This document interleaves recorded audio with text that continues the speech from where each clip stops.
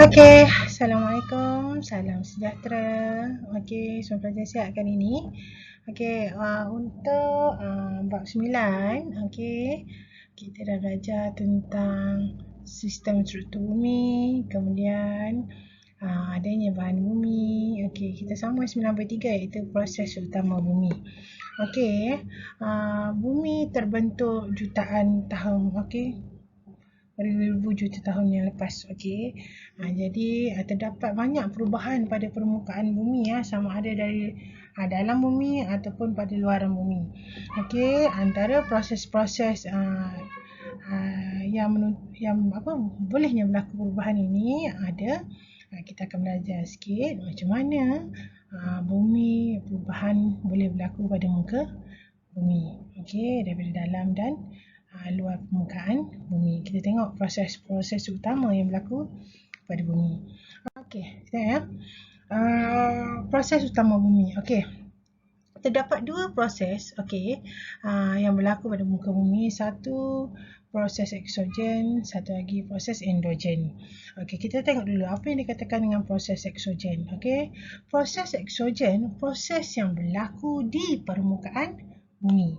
Okey, yang berlaku pada permukaan bumi kita panggil sebagai proses eksogen. Okey, ini proses eksogen, proses yang berlaku di permukaan bumi. Contohnya lulu hawa, proses eksogen ya. Lulu hawa, hakisan, angkutan dan pengenapan serta susutan jisim dan darat. Okey, ini semua 4 proses, okey, 4 kejadian yang berlaku pada permukaan bumi. Okey, jom kita tengok apa yang dikatakan dengan lulu hawa. Okey, lulu hawa ialah proses pemecahan dan penguraian atau perebutan batuan akibat perubahan suhu, air hujan dan tindakan frost serta mikroorganisma. Okey, proses pemecahan dan penguraian atau perebutan batu. Okey, batu-batu besar kita tengok ada yang reput dan sebagainya kan. Itu disebabkan oleh perubahan suhu, okey, kesan daripada titisan air hujan, tindakan frost dan mikroorganisma. Akhirnya batu-batu besar itu akan berubah okey mengikut tempoh-tempoh tertentu. Okey, kesan daripada perubahan suhu, air hujan, tindakan frost dan mikroorganisma. Okey. Susutan jisim dan susutan darat bermaksud pergerakan tanah dari atas cerun ke bawah akibat daya tarikan graviti. Contohnya tanah runtuh. Okey, susutan jisim dan susutan darat ni adalah pergerakan tanah dari atas cerun. Okey, ke bawah akibat daya tarikan graviti. Contohnya adalah tanah runtuh. Tanah runtuh ni adalah salah satu proses utama bumi ya. Okey, bila berlaku tanah runtuh, timbulnya satu kawasan penempatan yang baru, kawasan tempat penanaman yang baru. Okey, ini adalah proses-proses utama bumi. Okey, kemudian angkutan dan pengenapan. Okey, tadi bahan-bahan lulu hawa dan hakisan dibawa oleh aliran. Okey, ejen seperti aliran air, ombak dan glazier. Bahan tersebut akan dienapkan apabila halaju menjadi perlahan. Maksudnya, okey, bahan-bahan tadi, batu yang dipecahkan, yang dihancurkan, okey, kemudian bahan-bahan yang terhakis tadi oleh akibat tanah runtuh akan dibawa oleh air, ombak ataupun glazier. Okey, kemudian bila aliran air tu makin perlahan, bahan-bahan tu akan terenap setempat. Okey, akhirnya membentuk satu tempat yang baru, kawasan yang baru. Okey, macam tu. Itu adalah angkutan dan pengenapan. Okey, terus pergi pada endogen. Okey, endogen. Okey, endogen berpunca daripada bahagian dalam bumi. Kalau tadi eksogen, perubahan yang berlaku pada permukaan bumi. Kalau endogen, okey, berpunca daripada bahagian dalam bumi. Okey, perubahan ini akan membentuk dan mengubah permukaan bumi. Okey, bila berubah pada bahagian dalam bumi, dia akan membentuk dan mengubah permukaan bumi. Okey, kejadian endogen. Okey, satu, proses olakan mantel. Kedua, plak tektonik.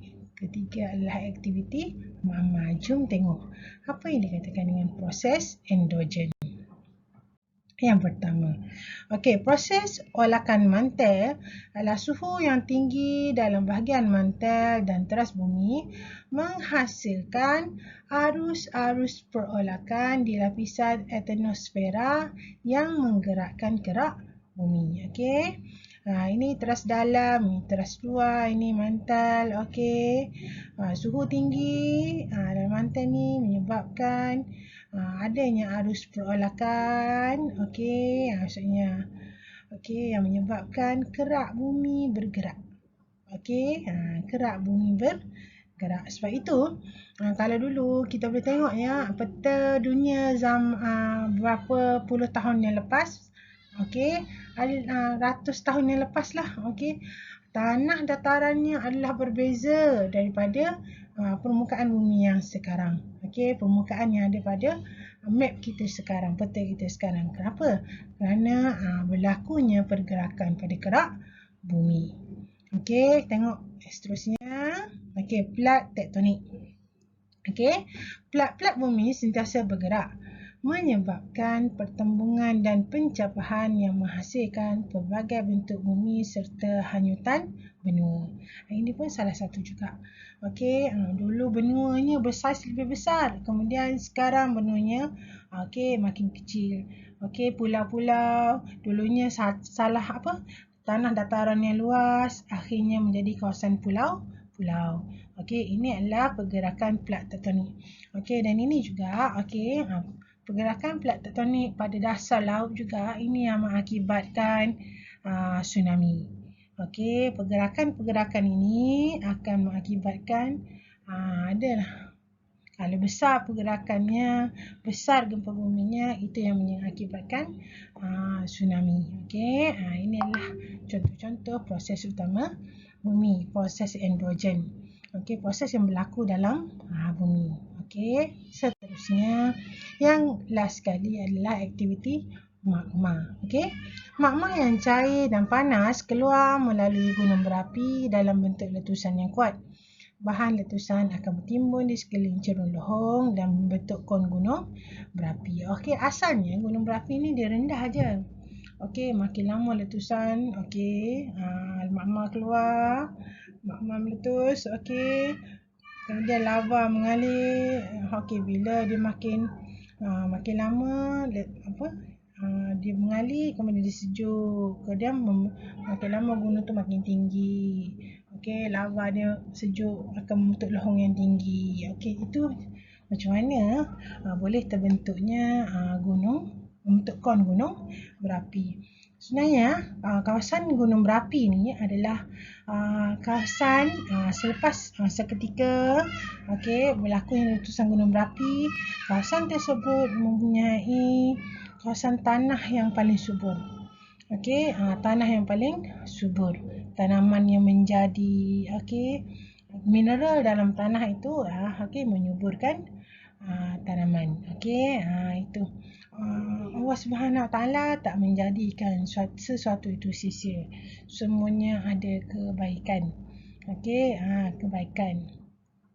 Apa jadi kalau letusan dalam letusan lava magma dalam mantel, tak adanya gunung berapi, apa berlaku? Okey, tak ada lohong langsung untuk gunung berapi, apa yang berlaku?